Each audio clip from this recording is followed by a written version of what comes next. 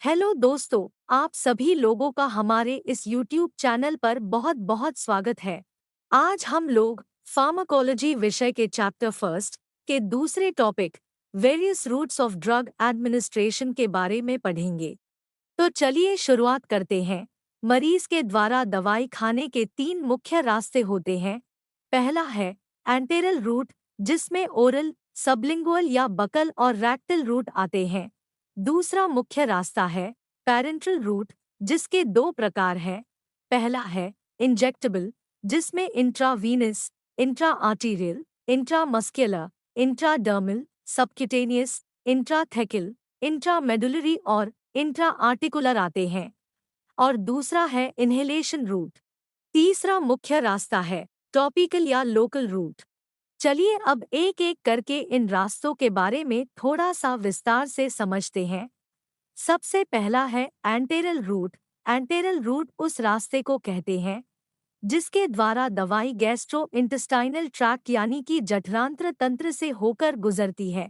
इसका पहला प्रकार है ओरल रूट। ओरल रूट का मतलब है मुंह का रास्ता, जिसमें दवाई मुंह में रखकर पानी या फिर दूध की मदद से निगल ली जाती है।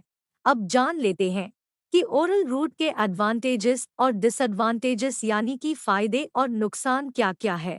पहला फायदा, यह रास्ता दवाई खाने के लिए सबसे आसान माना जाता है।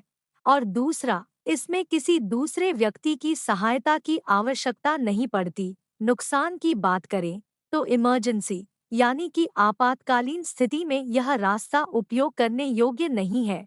और दूसरा नुकसान है कि इस रास्ते से दवाई खाने पर दवाई लीवर से होकर गुजरती है और लीवर में दवाई का फर्स्ट पास मेटाबॉलिज्म हो जाता है, जिसके कारण खून में दवाई की मात्रा कम पहुंचती है और इसलिए दवाई का असर भी कम होता है। आप में से ज्यादातर लोगों को फर्स्ट पास मेटाबॉलिज्म का मतलब नहीं पता होगा, तो चलिए इसका मतलब जानते हैं। आसान भाषा में समझा जाए तो लीवर के अंदर दवाई की रासायनिक अभिक्रिया के होने को ही फर्स्ट पास मेटाबॉलिज्म कहते हैं। एंटेरल रूट का दूसरा प्रकार है सबलिंगुअल या बकल रूट। इस रास्ते में दवाई जीभ के नीचे या फिर गाल और जबड़े के बीच में रख ली जाती है और यहाँ पर मौजूद म्यूकस मेम्ब्रेन, जिसे हिंदी में श्लेष्म परत भी कहते हैं, इसके द्वारा दवाई का अवशोषण खून में हो जाता है।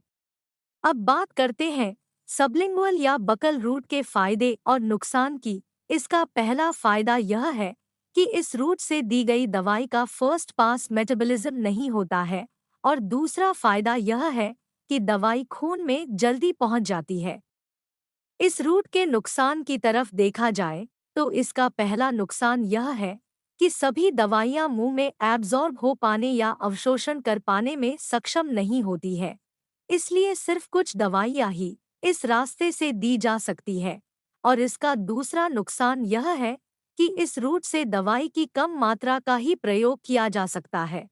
वीडियो को अंत तक देखने के लिए आप सभी लोगों का बहुत बहुत धन्यवाद। अगर आपको ये वीडियो अच्छी लगी हो तो प्लीज़ इस चैनल को सब्सक्राइब करें ताकि हमें और ज़्यादा वीडियो बनाने के लिए मोटिवेशन मिले।